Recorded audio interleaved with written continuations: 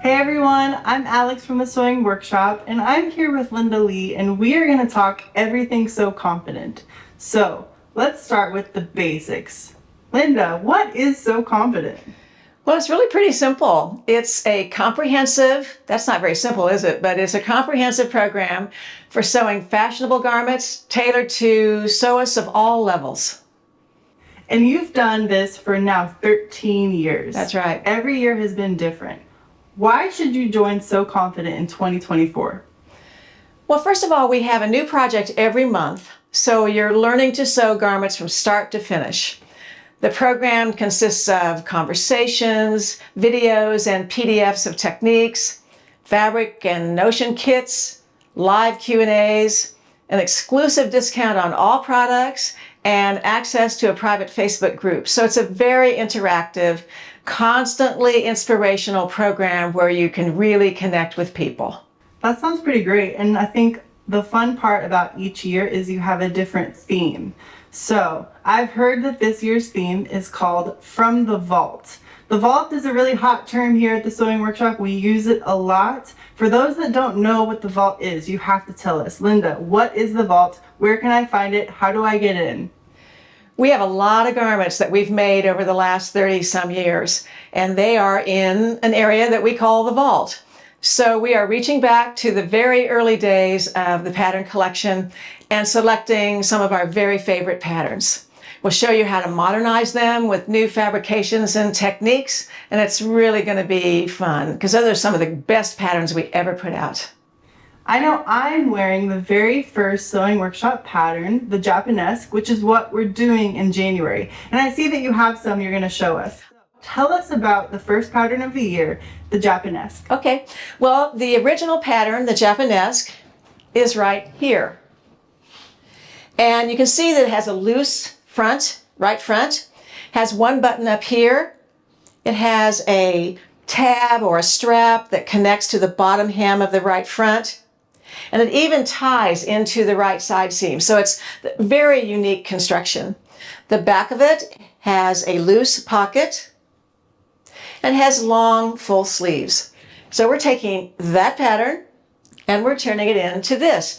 Really minimal pattern work, really. It's still all the same pattern pieces. We're still using the same right front and the same left front and back and sleeves. But we are now using some snap tape to make an asymmetric closure. And we're embellishing the sleeves with a beautiful knit with a little bit of stitching that kind of holds it down, machine embroidery. And we've added some trim pieces to give it a little kick. Even the facing, the back facing has a pop of color. And the back still has the pocket, but in this case, I've added a little bit of applique. So this is a kit, and you have on the colors of the other kit. And what's fun about mine is it has slightly different elements to even the one Linda just shared. So you kind of get a picture of Linda's version and Alex's version, which I'll talk about later in the program. That's right. So we start in January, and we hope you will join us. So if you want to join Sew Confident, we have many ways to join. You can become a yearly subscriber or a monthly subscriber. If you want to become a yearly subscriber, it's $4.25 for the whole calendar year of 2024. If you want to become a monthly subscriber, you can pay $40 each month to get this kind of content for monthly inspiration, projects, kits, the discount Linda mentioned, and if you sign up early, you get a special edition tote that I designed. So I think that's It happens to be hanging on the back wall. Why don't you show us? Okay, I'll do that. You get the tote, which is beautiful. And you get a pin with it, of course, and you get 12 of our special Sewing Workshop labels to put in all your garments. And when you know the history about even this design, what's fun is the fact that I was able to take the original 1991 illustrations from the original Sewing Workshop. I kind of morphed and redesigned those initial illustrations to create this new bag. So we're tapping into a lot of the history, the origin, and kind of an inside look into what the sewing workshop was like and now is like. So we hope you'll join us. We would love to have you. I'm Alex, this is Linda, and won't you join us for Sew Confident 2024 from the Vault. We'll see you soon.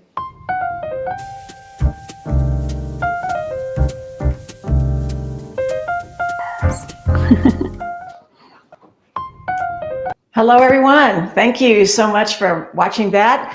I think we're going to spend a little time today, just a little bit, because on Sew Confident 2024, I have Betsy here to help me maybe clarify a few things, expand on a few things, answer questions if you have it.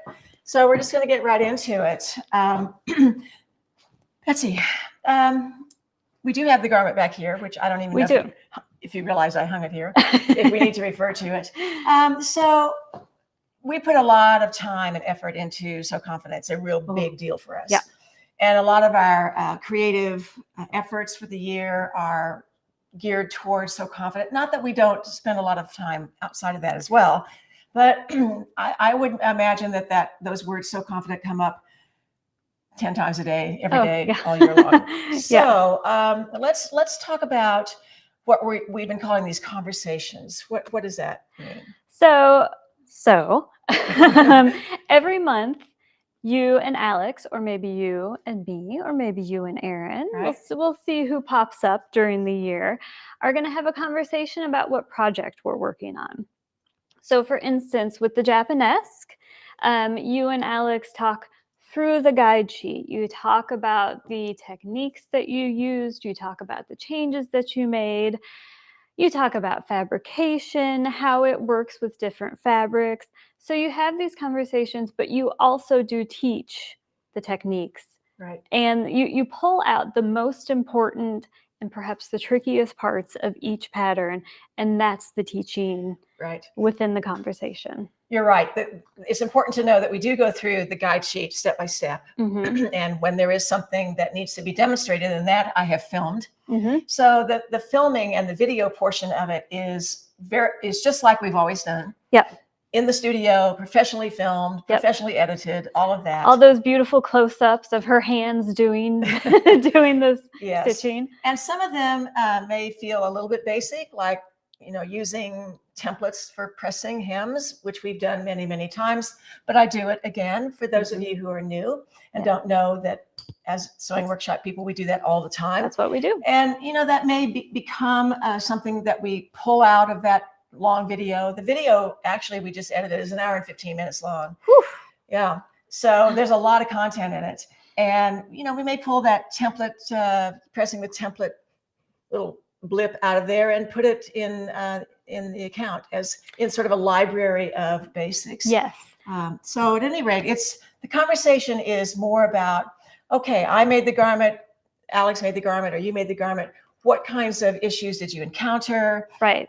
What kind of fabric did you use? Were there issues? I think that we all learn from other people's efforts, and not mistakes necessarily, but challenges along the way. Yeah. So the word conversation has come into the conversation, but it's still a full-on hour and 15-minute video with all the important elements. One thing that is a little bit different is that, for instance, in the Japanesque, this pocket that's on the back of it, I don't know if you can see it in the black really, but there is a loose pocket right here.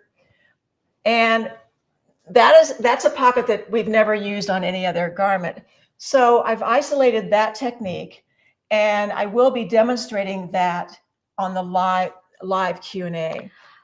Well, that kind of brings up a whole other thing. So in the past, our live Q&As have been just that.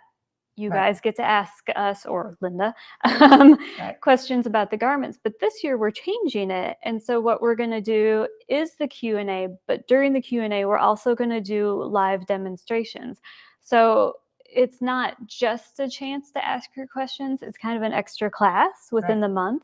So you get your professional video class, but then you also get a chance to see her do another technique live and you can ask us about it and Right. go from there. And that will be recorded as well, Of course. if you yeah. can't attend at the time, and will also be put into the library of information that you're getting all year, Yeah. which yeah. becomes considerable by the end of the year. Yeah. So, I so mean- when we say PDFs, that's a pretty minor part of it. It's really a video content.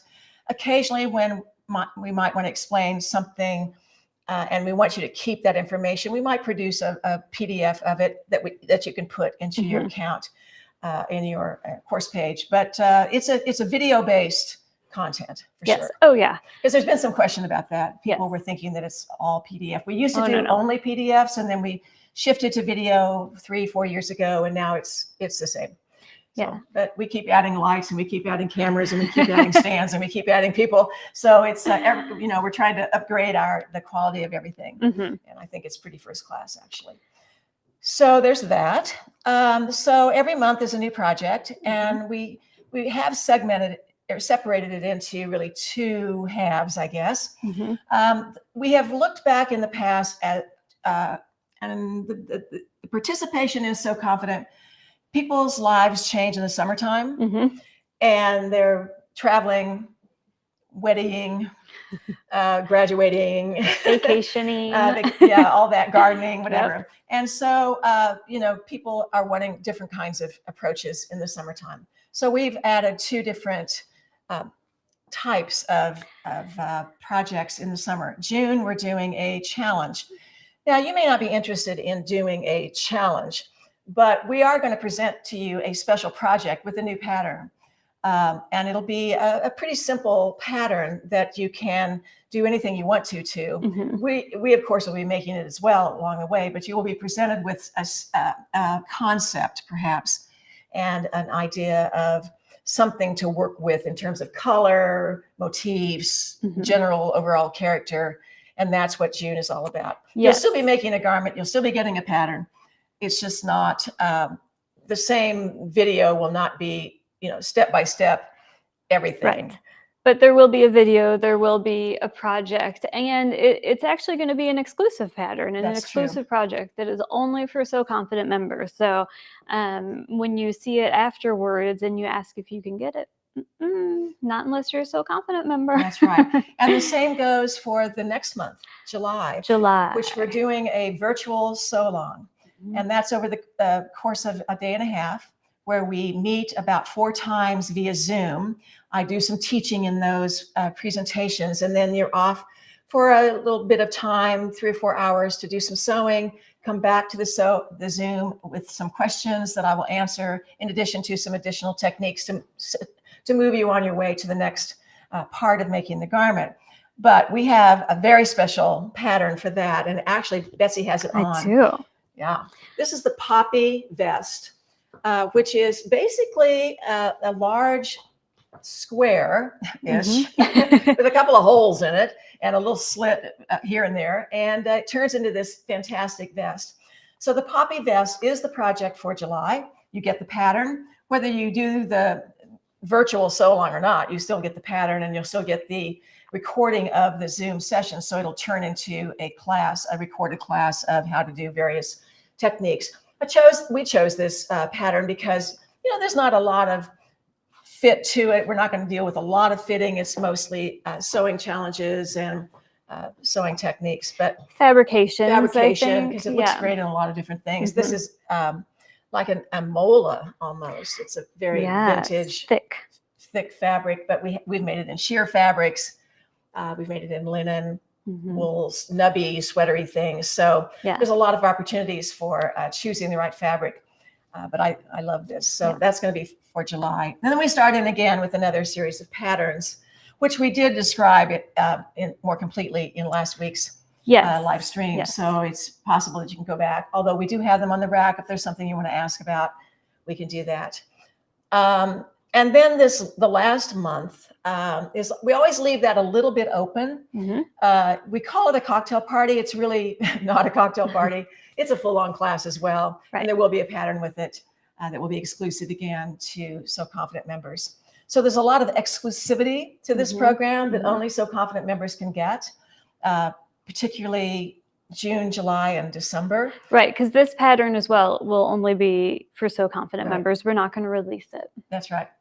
So, all right, what did we forget? Well, I think that's it. I think last week we really dug deep into the patterns that we were using, like the monthly projects, but we didn't get into the So Confident events of June, July, and December as Right. much. So I think there were some questions about that. So I'm glad we got through Right. that. But I think what maybe we weren't communicating is that there are 12 months of projects. Right. It's just June, July, and December. It's a different format. But I think it's going to be really exciting to see with the challenge how people use the pattern that we're going to give them. And we're not going to tell you what it is yet. That is going to be a little bit of a surprise. Yeah. And I think the sew along is going to be a lot of fun. Yeah. I'm looking forward to the sew along. As I said last week, I think kind of copied this concept after a group of women who have met over the years. They live in different parts of the country, and they do this a couple of times a year and have asked me to join every once in a while. And I think it's really, really fun. And they really look forward to it. I mean, they get everything ready and all worked out. And then they, we talk at 9 o'clock in the morning Central Time. And then we meet again at like 1 o'clock in the afternoon, and then 5 o'clock that day. And then the next morning to see where you are. And, you set aside the weekend for this project.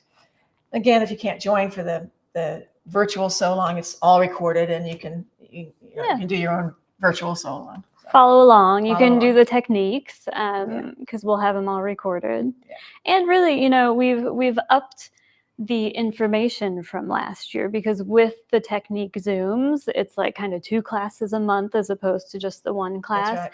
So we've added some extra in there that I think is going to be really helpful as you work through these projects. Every once in a while, we might insert a little bit of video from a previous class in the previous couple of years. In fact, this month there's one insertion of how to slip stitch. Rather than recording it again, it was a good video that we just inserted quickly. But for the most part, almost all of it is filmed fresh and ready to go for this particular class. Yep. Yeah. So, Alex, do we have any questions from anyone?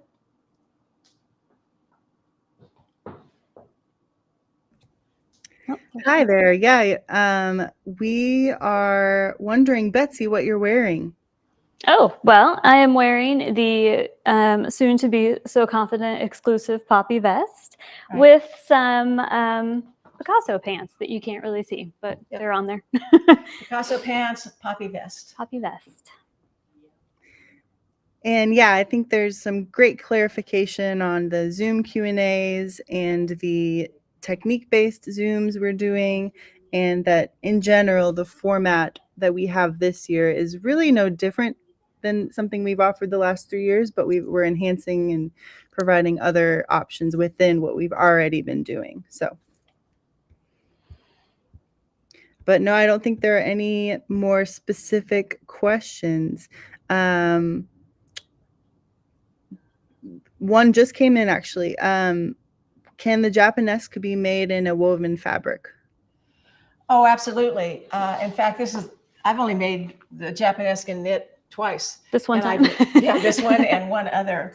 And, but, it was the very first pattern, which is 34 years ago. I wasn't even sewing knits then. And all of our patterns were built for woven fabrics. And the Japanesque I've made it in georgette. I've made it in linen, velvet, wool. Woven fabrics are totally appropriate for it. And this is a knit, but this is pretty stable. It honestly, you almost don't know it's a knit. It sews like a woven. Yeah, sews like a woven. Yeah, and it's a really beautiful fabric, which is hard to see, I'm guessing. Well, I brought the emerald. You got the green. Oh, you might be able to see the texture. Yeah. This is the other colorway of the kit. It is a double-faced fabric. One side of it is fairly smooth with a bit of a crinkle texture, and the other side is a cable rib. So I think if you make the Japanesque in a woven, you can wear it as a shirt. But this is kind of what we're considering, maybe like an upgraded sweatshirt. Mm-hmm. Like it's not a fleecy, your classic fleecy sweatshirt material, but it's a beautiful kind of heavier knit that you can use as a jacket, Yeah. really. Right. And Betsy, what fabric is your poppy vest made out of? So it is a fabric which we no longer have. I'm guessing it was a specialty one-off fabric, It was. but I'll get up close, and it's got like this incredible reverse applique situation, which, you know, if you want to try that during the sew along, Yeah, we'll you're see you more in than about a welcome month. to. Now this you're right. This was a fabric that either Kathy Davis or I purchased somewhere. Mhm. I have no idea where. Probably bought a couple of yards of it. It's like a mola in that the top layer is appliqued, but by hand, and all the edges are turned in and hand stitched. So Yeah. it's pretty special fabric. Yeah, it's a beautiful weight though for this vest. Yeah. And we'll talk, you know, as we get closer, we'll talk about the right weights for different fabrics, and Right. the same with this vest as well. And we'll have kits for this one as well. We'll have kits every month. Always kits. All right, I think that's all. We can bring in Samantha whenever you're ready. All right, right. I'm ready. All Okay, right, have thanks, fun. Betsy. All right, Oh, we're switching mic. we're switching mics. All right. I'm going to bequeath you my mic.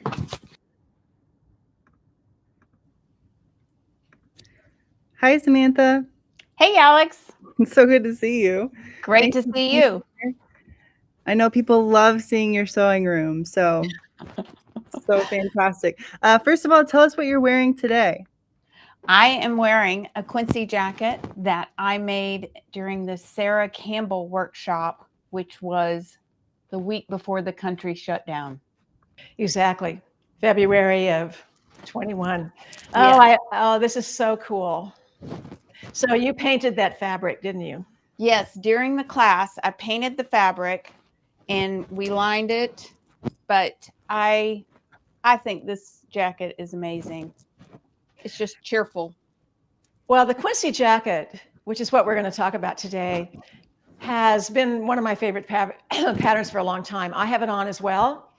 And it looks like it's been patchworked, but the fabric was like this. So believe me, I'm not a patchwork sewing person, but I have always loved this. And I have it on in sort of its original idea, in that it has a zipper down the front, has a tall either stand-up collar or it can fold down.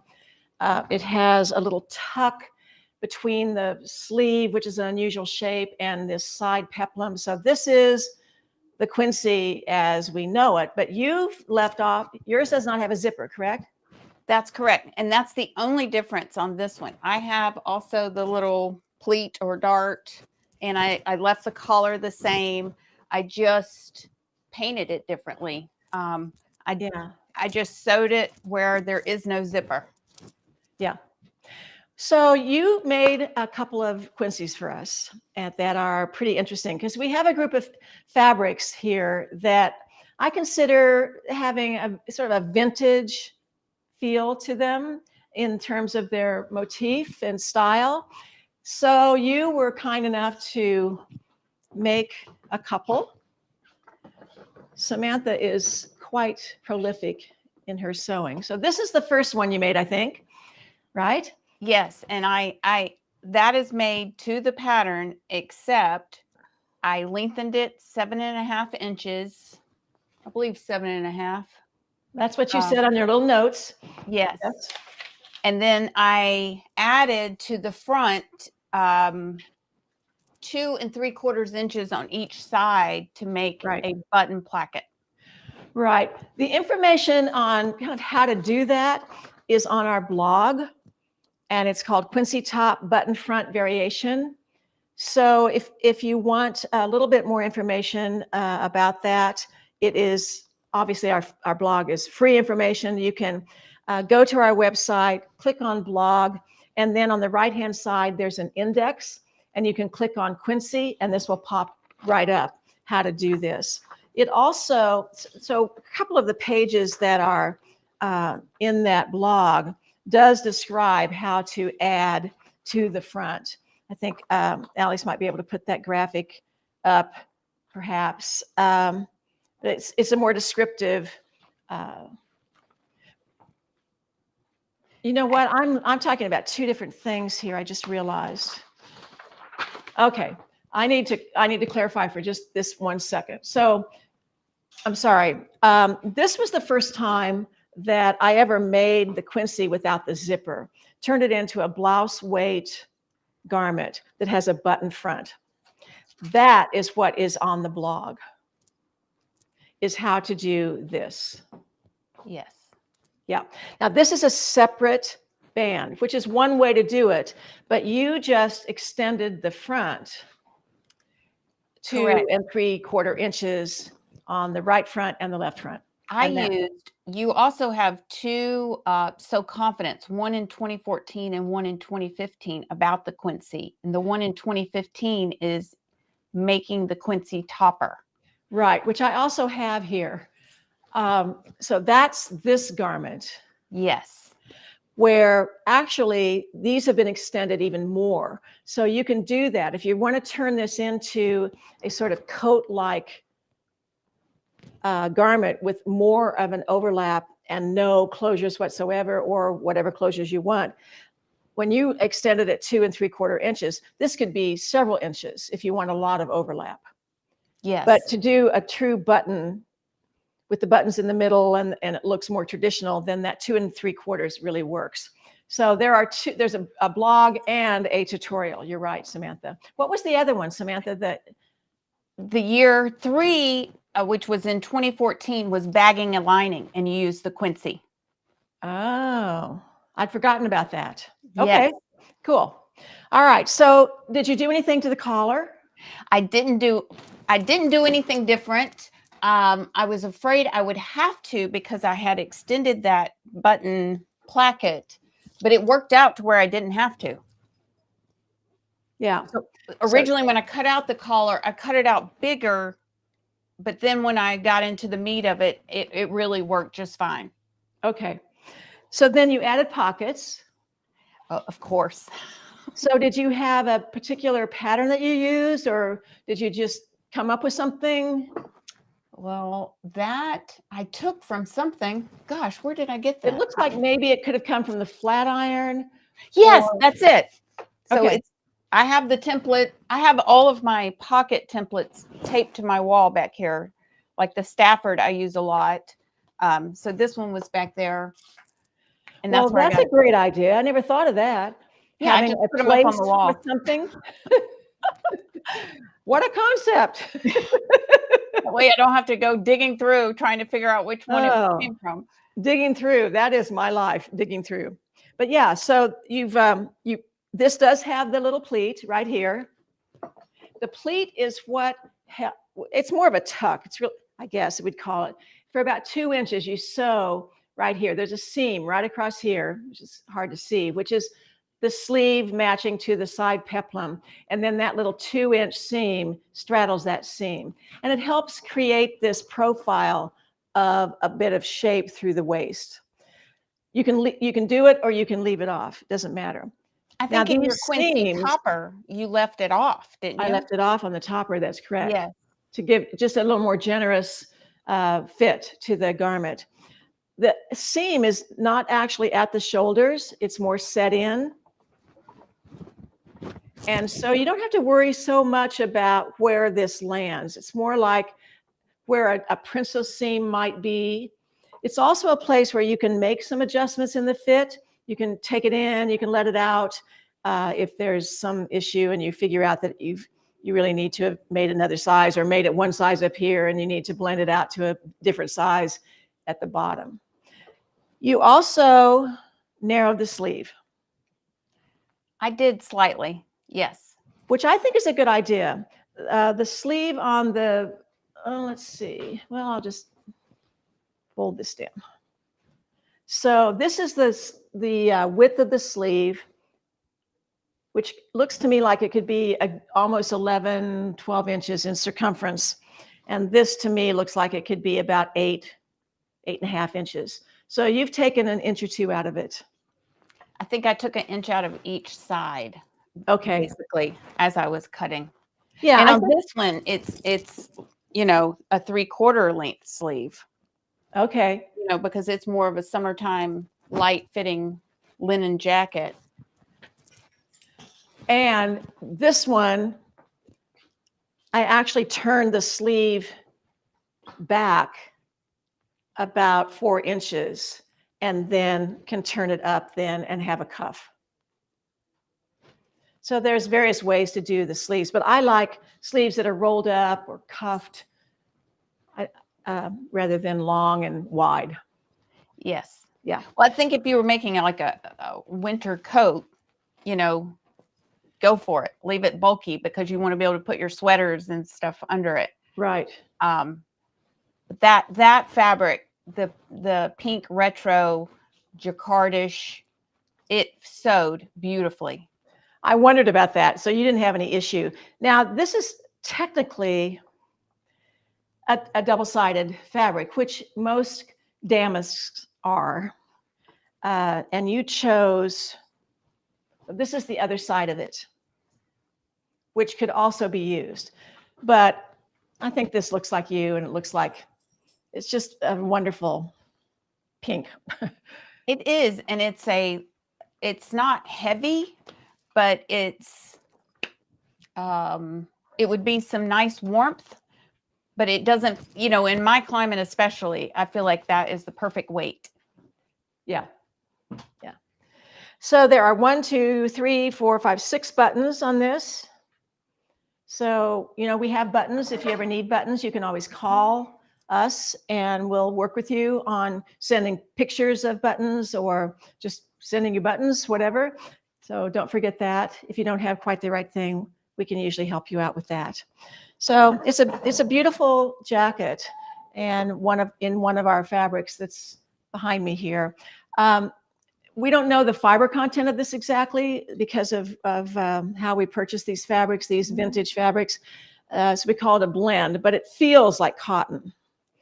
And it probably has rayon or something else in it, but it has the feel of cotton. I think. Okay, so that's that one. Well, then you got crazy and made this one. I love it. I That's know. my favorite. I have to have that one back. I think we can, well, I don't know. Maybe. Anyway, yes, you will get it back. This is fantastic. So again, the details are a little hard to see, but you did add pockets, but this, I believe it's the same pocket, correct? It is. Yes. Yeah. So there's the pocket, and you even matched the design. That's impressive. It was hard. Yes. But one of the bigger changes is the collar. Yes. And I mimicked that from a jacket that you and I both have from a designer, and I just took my pencil and tried to copy it the best I could. yeah, this really gives this a vintage look, in my opinion. I think you have to put that on. We have to see that on you. All right. Well, Does it fit you? I haven't even had it on. I'm going to get Erin over here to Okay. put it on. We'll see if it fits her. It might be a little bit small for her, but we'll see.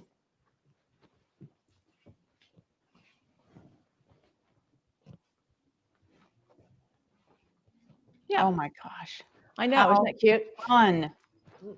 So here's it's not a Peter Pan collar at all. It's I don't know what you call it, what the name of this collar is. Betsy, do you have a name for this kind of collar? No, but it's too big for Peter Pan. Yeah, it's too big for a Peter Pan, but it's definitely curved. So now we have snaps instead of buttons. Do you know why? Because it was 4 o'clock on Friday and I had to get the package to UPS by 5 o'clock. So I was like I did not have time to work on buttonholes and putting buttons. So I said, we're doing snaps. Well, and I like think it turned out better. Yeah, I like it. So this has 1, 2, 3, 4, 5 snaps. We have great snaps, by the way. You lengthened this 19.5 inches. Yes. And you where'd you get this idea of the ribbing? I had seen another blazer, probably on Saks or Neiman's, that had a regular sleeve like the Quincy, but it was 3/4, and then it had the ribbing coming out at the bottom. I just thought, what a great idea. Well, it's fantastic. And then you underlined it. Well, I tried to interline and underline, but again, I got down crunch time, so it became a mixture of the two. But So now wait a minute. Let's get our terms straight here. let's do it. Okay, so this is lined. Correct. Until you get to the bottom hem.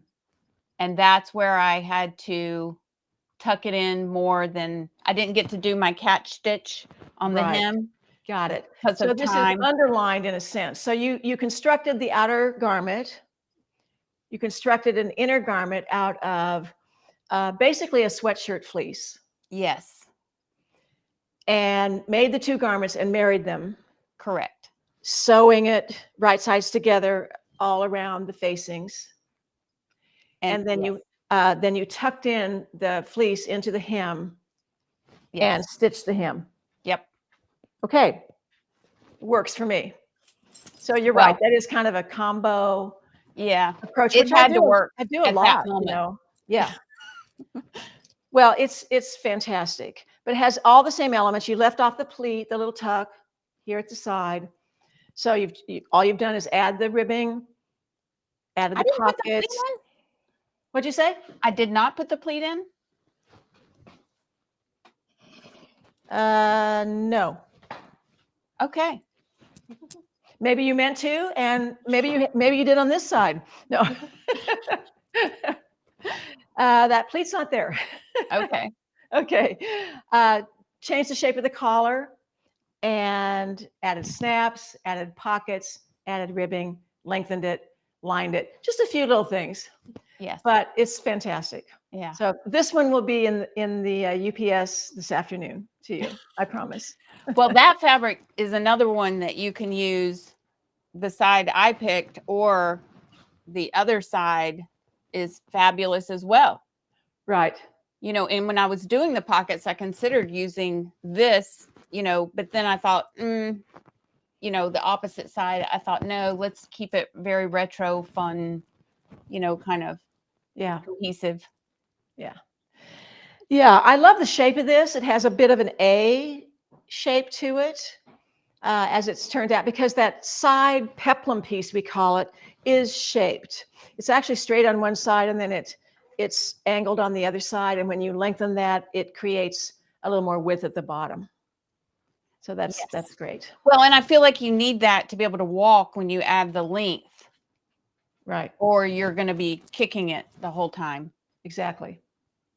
Okay. All right. Well, I think, have we done both of, we've done all of the, what you've done to that, I guess. Yes. So are there any questions, Alex, about Quincy's at the moment?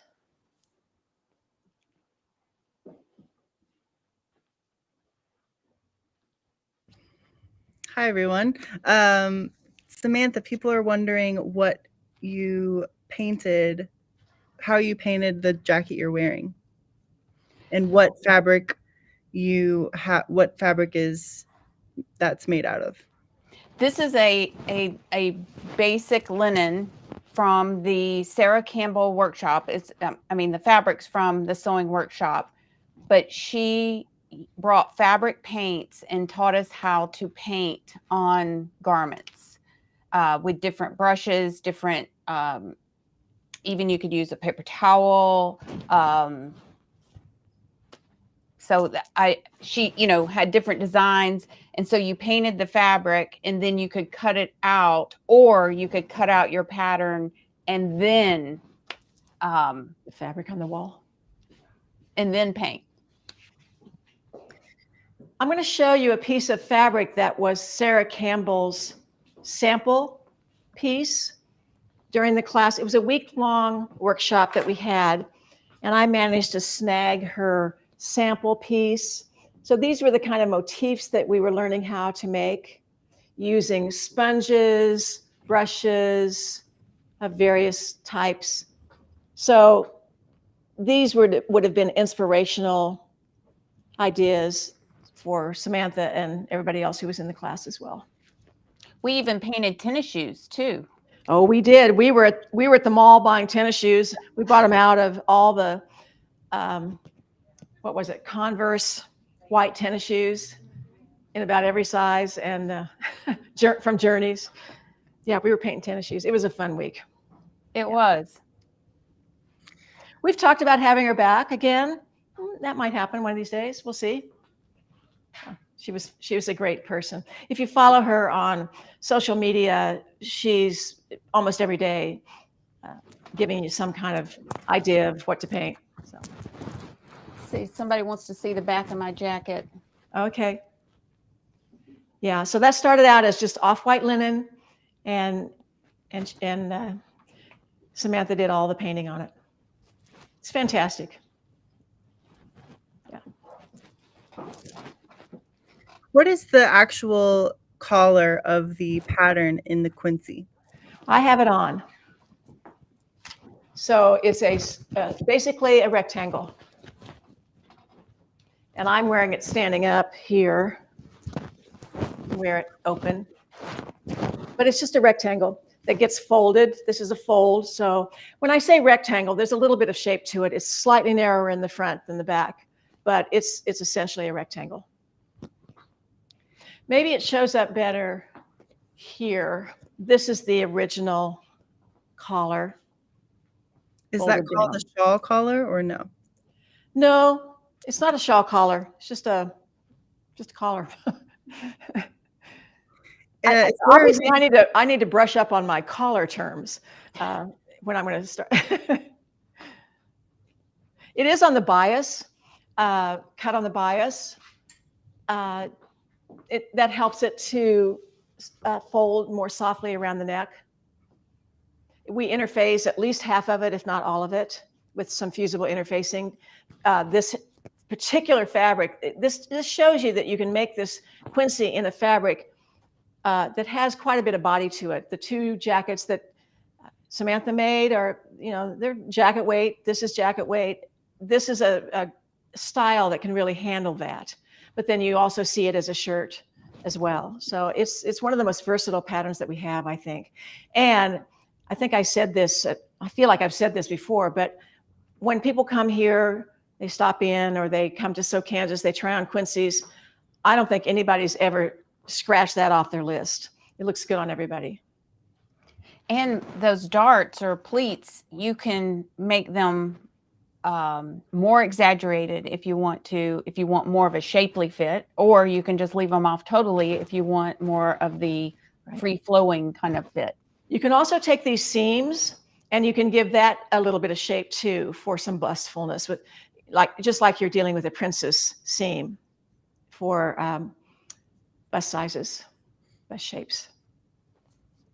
Yeah, I think it's a very versatile pattern. Yeah. I put this on today or yesterday, actually. Well, I haven't worn it for 2 days today. And I don't know, this is a great garment. The way it sits on your shoulders, it's not moving around. This one may or may not be a little bit longer than the pattern. I honestly can't remember. Sometimes I'll lengthen it an inch or two, just, I don't know, just for a little bit of more coverage. I usually wear another layer under it, like on a colder day like today, I have a t-shirt on underneath it. That works. I have on my Picasso pants, looks great with that profile, looks great with slim pants like the Helix or the pencils, looks good with the Valencias, looks good with a lot of different shapes of bottoms. I have some more questions if you guys want to go through some. Sure. Is there a reason that it buttons left to right instead of right to left? Left to right. It buttons. I think it's the camera that's reversing it. Yes, because it buttons the female right way. or left. Yeah. Yeah. People loved your comment about the pockets, Samantha, where you're able to place your templates around so you have them for reference. Yeah, Samantha likes to play with pockets, with cuffs, with collars a lot. And so you probably have bulletin boards for each of those or files for each of those. You're very organized. I should be more organized, but Oh, yeah, I know. I hear Please you. explain how you added the ribbed part of the sleeve. well, basically, I made a separate garment for the inside of that jacket. So as I constructed the garment, I figured out where I wanted the lining to end, and then I just added the ribbing. I just connected it right to that inner lining or lining. And then when I constructed married the two together, I sewed it to the seam of the bottom of the finished of the outer jacket. So this is double layer. And this is a fold down here. So it's finished on both the right and the wrong side. Yeah, it was like I had a separate jacket. The green and ribbing could have been a separate jacket. Yeah. How much additional fabric did Samantha use to lengthen her Quincy? You would need at least another half a yard, if not more. I think I got 3.5 to 4 yards when I bought that. You've added 19 and a half inches. It depends. I think you would need you'd need another 40 inches. You need another yard and a quarter for sure. Yes. Now that I think about it, because you can't get 19 and a half inches times the front and the back and the whole garment in one length. It'd have to be at least 2 lengths, yard and a half. This side piece, as you add, you don't want to go straight down. So you kind of mold it out, or shape it out just a little bit. Mm-hmm. That's a lot of fabric right Right. there. If you got to cut out 2 of those. So what does the Quincy take normally? On a 60-inch wide size medium, it's 1 7/8 yards. So let's say 2 yards, 3.5. Yeah, you need 3.5 or 4 yards to make a longer coat. And if it's 45 inches, a medium is 2.5 yards. So definitely 4 yards, maybe a little more. Okay. How would you make a FBA in the Quincy? Well, that's what I was talking about, was shaping the seam and treating it like a princess seam. One of the things about this garment, by the way, is that it does come in plus sizes up to 3X. So, but I would work with this seam in shaping it for a full bust adjustment as if you were having a princess seam. Samantha, did you add walking ease to the coat, or does the A shape make it unnecessary? I did not add walking ease, but as I, sculpted, when I added the length, I kind of sculpted it down. I wouldn't say I like went like this, but I didn't go straight down. You have to be careful about walking ease when you're working with certain motifs, because you're reshaping a center front for a walking ease, and there's a certain motif here that needs to be aligned. So that's an issue when you're adding walking ease in the traditional Sandra Betsy method, which is the method that we use. So yeah, your idea of shaping it in other places is a better idea than adding walking ease on this fabric.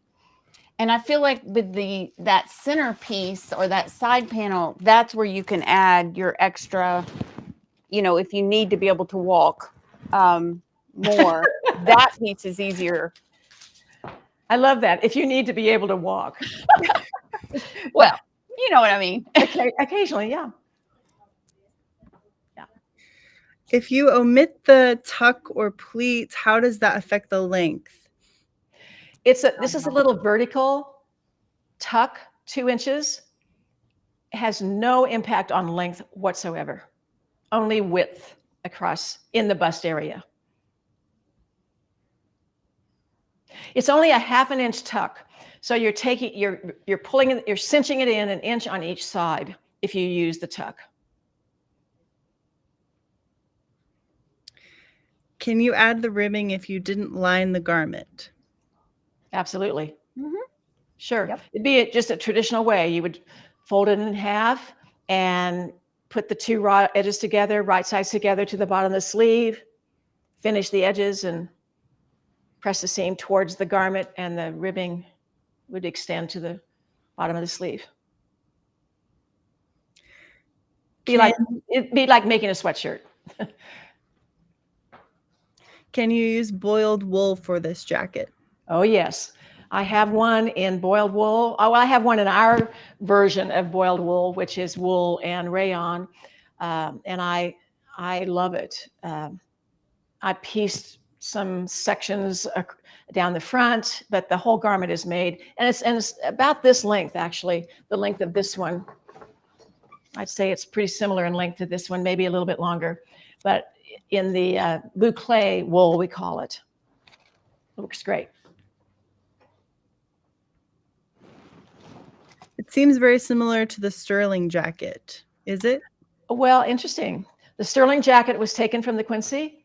So we have the same seam lines, insertion. The difference is it has a different collar, has a peplum across the bottom, has a band down the front, button placket.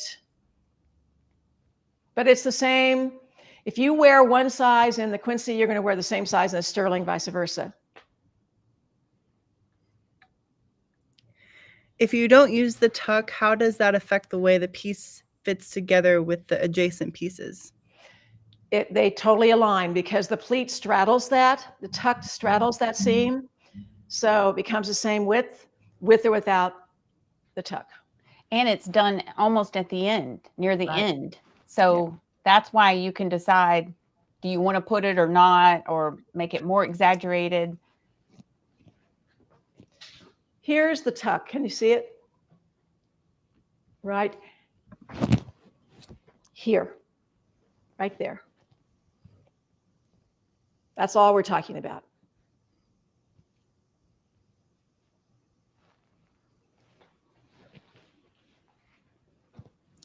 If you made it in a plaid, could you cut the sleeves on a bias or just match the plaid?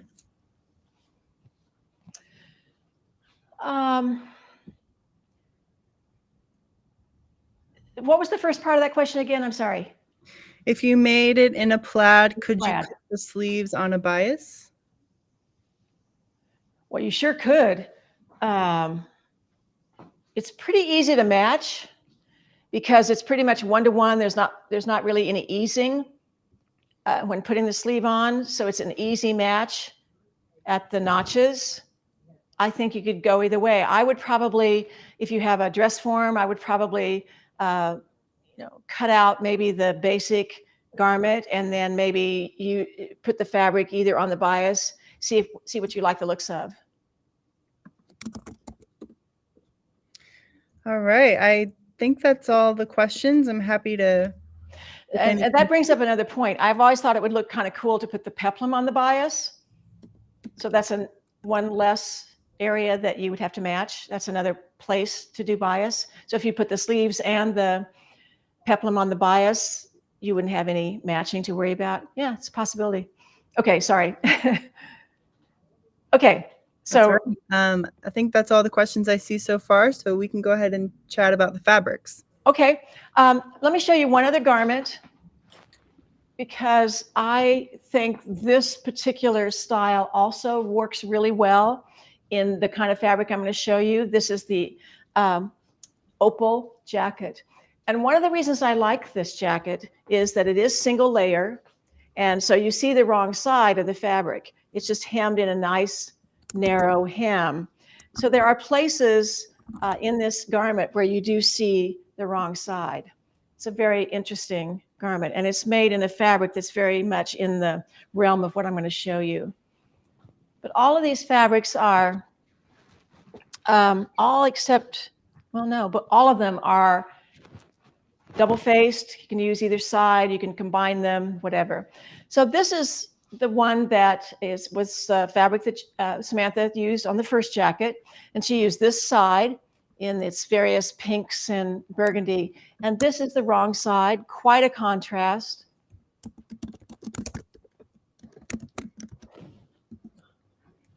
Not tall enough to get that.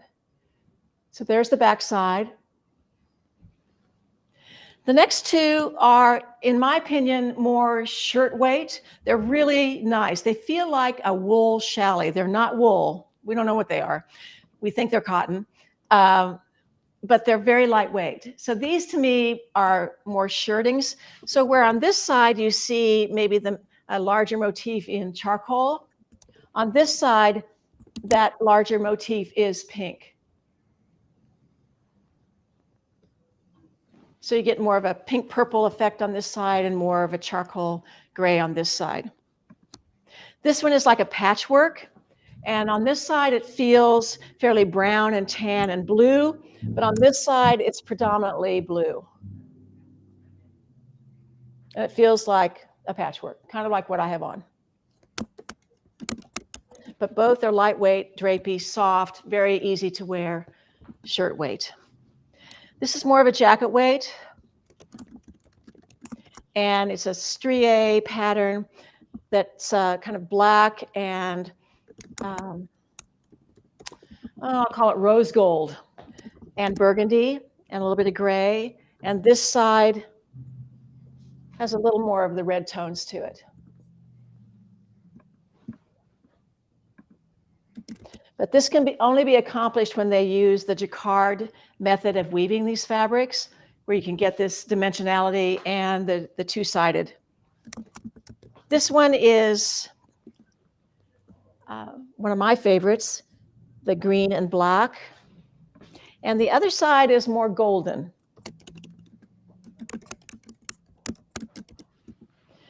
This would make a fantastic jacket, really. This is a very abstract, almost earthen-looking texture. That's a terrible way to describe that. It's lighter on one side and the other, more gray. This one's more gold, but has a metallic flavor to it. This is the only one that we know has a little bit of wool in it. It doesn't look woolly particularly, but this kind of swirl of oranges and green and tan. And the other side is a lot darker. Beautiful, rusty color. This one, you're going to be amazed when I turn this one over. This is red and black and off-white. And this is off-white with a little black and red. And this is the one that's the other fabric that Samantha used on the jacket. We have limited quantity of this. So I think those are all of them. They're a great price point. I was surprised when I asked Betsy yesterday, well, how much are these? And she told me, I thought they were quite reasonable for what they are. You don't find these kinds of fabrics just every day. They kind of have a tapestry flavor to them, but they are in the category of a damasks. What is the name of the double-faced fabrics? I'm calling it a damask. But in terms of actual names, we haven't really named them. So maybe that's the word we're looking for, is damask.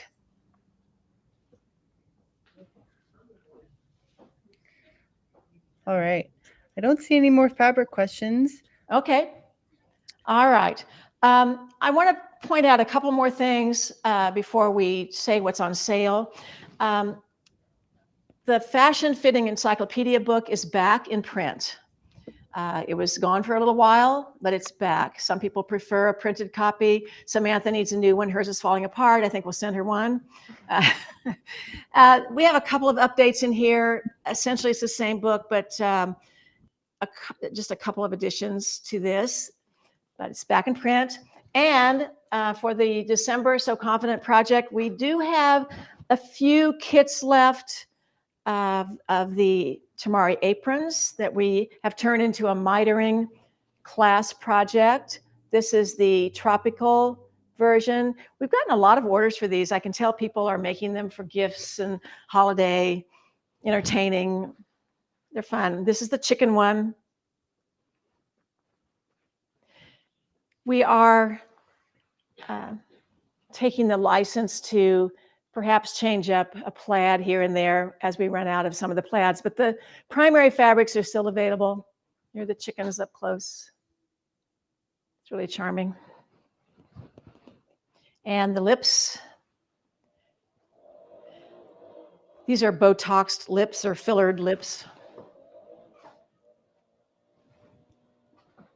So check out the Tamari apron kits that we still have, and the fashion fitting encyclopedia. And all right, so what's on sale is all the fabrics that I'm showing you today. We have the Quincy pattern, which is a digital pattern. We have the opal pattern, which is a printed pattern. And we have the Quincy topper tutorial on sale, which is going through start to finish how to make this jacket by making the extensions, cutting down the collar. You get a pocket template with that to show you how to make the pattern for the pocket. So that's what's on sale this week. All right. Well, thank you to Samantha. Thanks for coming on and being with us. We appreciate you always. Love Thanks, it. Samantha. It's for always having great to see what you come up with. I love it when the box comes and I, get to see what you've done. So I appreciate it. It's always fun. Thanks. All right. Well, I hope everyone has a wonderful holiday next couple of weeks with your friends and family. And we are, let's see, next Tuesday is a sort of off day, but we will still be on air. So check us out. And unless there's any last minute questions, we will. Oh, by the way, there's still time to buy a gift card. So if someone needs a little nudge of what to buy you for Christmas, tell them to go to the sewing workshop, buy a gift card, and tell them how many digits you want. And get your So Confident memberships. Well, there you go. That's a great Christmas present. Yes. Yes. There were a couple in here yesterday. They were from Seattle, and I managed to get the man over on the side, and he was still wondering what to do for his sewing wife. So It's a plethora of information. People have no idea until you've joined how much information you get. Yeah. Thank you, Samantha. All right. Is that it, Alex? Yeah, that's it. Thanks. All right. Happy Merry holidays. Christmas. Happy holidays, Merry Christmas, all of that. So we'll see you next week. Awesome. Bye.